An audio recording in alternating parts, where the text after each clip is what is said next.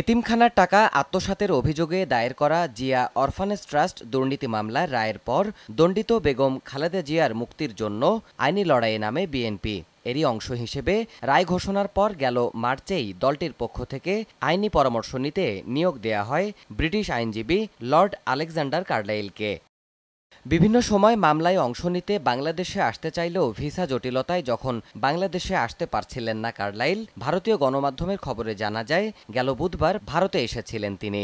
উদ্দেশ্য ছিল খালেদা জিয়ার দণ্ড নিয়ে ফরেন করেসপন্ডেন্ট ক্লাবে সংবাদ সম্মেলনের, কিন্তু দিল্লির ইন্দিরা গান্ধী আন্তর্জাতিক বিমানবন্দর থেকে উপযুক্ত ভিসা না থাকার কারণ দেখিয়ে তাকে ফেরত পাঠিয়েছে সে দেশের কর্তৃপক্ষ।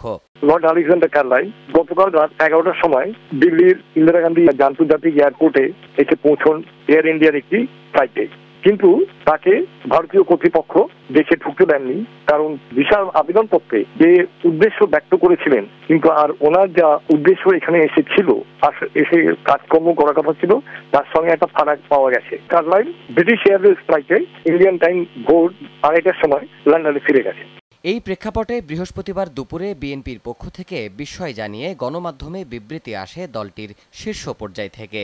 মির্জা ফখরুল ইসলাম ওই বিবৃতিতে বলেন, ভারতের মতো বৃহত্তম গণতান্ত্রিক দেশের এমন আচরণ মোটেই মুক্ত চিন্তার সঙ্গে সামঞ্জস্যপূর্ণ নয়।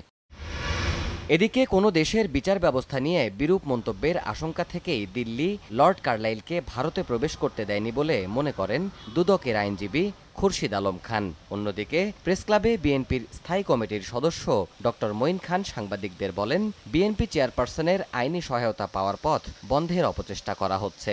উনি যে কাজটা করতে যাচ্ছিলেন সে কাজটা অত্যন্ত অসৌজন্যমূলক, কারণ উনি ভারতবর্ষে গিয়ে একটি স্বাধীন রাষ্ট্রের বিচার ব্যবস্থা সম্পর্কে একটা কমেন্ট করবেন, সমালোচনা করবেন, এটা সুস্থ কোনো বিবেকবান মানুষ অ্যালাউ করবে না।